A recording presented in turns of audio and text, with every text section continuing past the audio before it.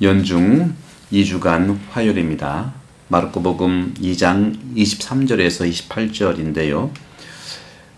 예수님이 안식일에 밀밭 사이를 가시는데 제자들이 길을 내고 가면서 밀 이삭을 뜯었어요. 바리사이들은 이걸 보고 안식일에 해서는 안 된다고 이렇게 컴플레인을 합니다. 그런데 예수님께서 다윗과 이삭이 먹을 것이 없어 배가 고팠을 때 다윗이 어떻게 했는지 너희는 모르냐 하면서 바로 사제가 아니면 먹어서는 안 되는 제사빵을 먹고 함께 있는 이들에게 주었다는 거죠. 그것이 바로 이제 에브라타야 대사제 때에 하느님의 집에 들어가서 이런 일을 했다는 것이죠. 이런 역사적인 근거를 들어가면서 주님께서는 말씀하십니다. 안식일이 사람을 위해서 생긴 거지 사람이 안식을 위해 생긴 것이 아니다. 그리고 사람의 아들은 또한 안식일의 주인이다 하고 말씀하십니다. 계속해서 말씀드린 것처럼 바리사이들 또 우리가 너무 지독하게 이제 물질을 중심으로 하는 물질 세계의 기준으로는 상당히 사람들을 판단하고 규정하고 또 결국은 잘잘못을 따지죠. 하느님이나 할 일을 그들이 하는 겁니다. 바로 영의 세계의 원리를 모르기 때문에 이렇게 보이는 걸로만 판단하는 거죠. 영의 세계의 원리는 바로 인간 본질을 바라보는 걸 얘기합니다. 동양에서 중용 얘기하는데 중용이 중간이 아니고 본질을 보는 거거든요. 그런 점에서 오늘 주님께서 말씀하시는 안식일은 바로 영의 날인데 그 영의 날에 사람들이 배고프고 사람을 중심으로 봐야 된다는 것이죠. 안식일의 규정은 창세기부터 있었는데 그 본래의 뜻을 왜곡하는 것이 바로 영의 세계를 알지 못하는 것을 얘기합니다. 시간이 흘러도 자기들의 전통 중요하죠. 전통이 나쁜 건 아닙니다. 하지만 그 자기들의 전통이 본래의 안식일 내지는 영의 바른 의미를 왜곡할 때 그것은 물질 세계의 원리에 빠져 있는 겁니다. 몸의 욕망에 빠져 있는 것이죠. 그런 점에서 바로 이제는 인간이신 예수님이 즉 사람의 아들이 영의 날 즉 안식일의 주인이라고 하는 그런 중요한 말씀을 하십니다. 사랑하는 형제자매 여러분, 바로 우리가 바로 이 물질 세계에 살고 있지만 영의 세계의 원리인 바로 영의 날의 주인이신 예수님을 중심으로 해서 그분의 가치와 그분의 말씀과 그분의 태도와 행동을 따라간다면 우리는 영의 원리에 살아가는 것입니다. 제가 어제도 안토니오 아파스 성인의 기념일에 영의 원리, 영적 식별의 원리, 영의 식별의 원리를 말씀드렸는데 바로 안토니오 성인이 바로 그런 수도 생활에 대보이면서 영의 식별의 시작을 하신 분이에요.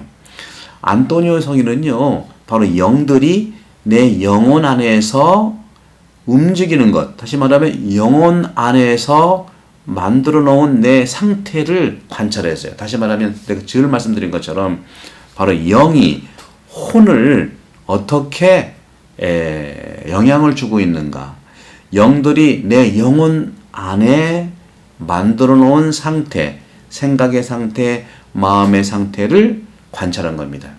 제가 늘 말씀드리죠. 생각은 바로 영혼의 안테나고요. 마음은 바로 영혼이 머무는 방이에요. 그렇기 때문에 생각과 마음을 잘 들여다보는 것, 생각은 필터링하고요. 마음은 흐르게 해서 바로 영이 나 안에서 움직이는 걸 말합니다. 그래서 안토니오 성인은 그렇게 얘기를 했죠.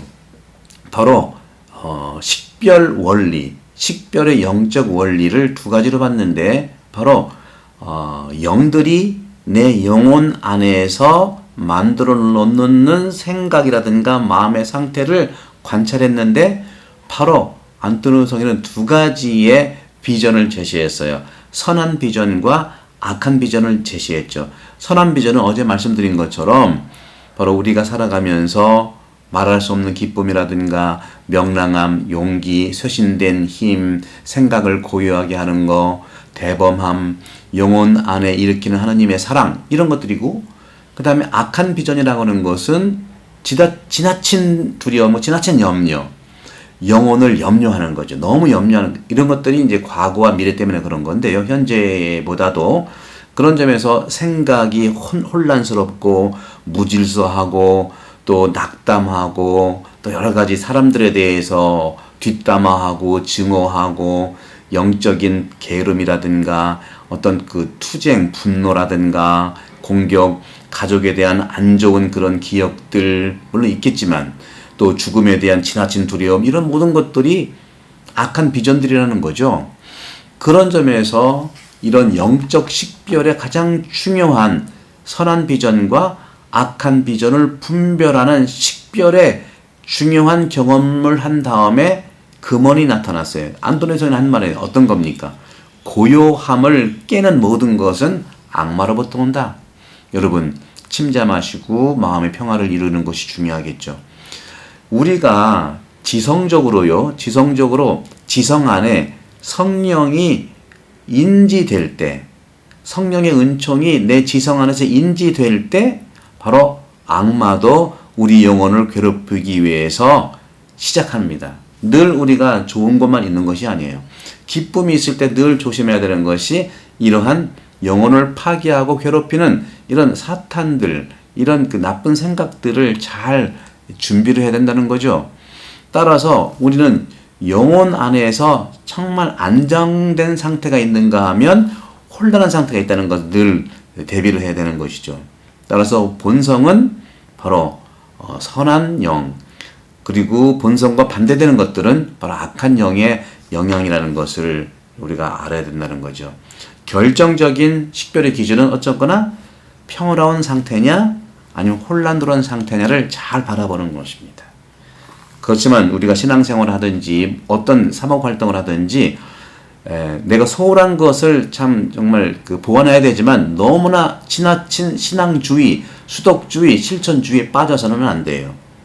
바로 소홀한 쪽을 악마들이 공격하기 때문에 그렇습니다. 절대로 중요한 것은 우리가 어떤 주의에 빠지면 안 돼요. 수덕주의라든가 신앙주의라든가 열심주의라든가 지나친 이러한 그 열심함이 우리를 어떻게 할 수 없게 하는 악마에 노출되는 거거든요. 사랑하는 형제자매 여러분, 이것이 바로 영의 세계의 원리입니다. 이것을 들으시고 또 들으시고 여러분 일상생활에 축복이 되기를 바랍니다. 성부와 성자와 함께 행복합니다. 감사합니다.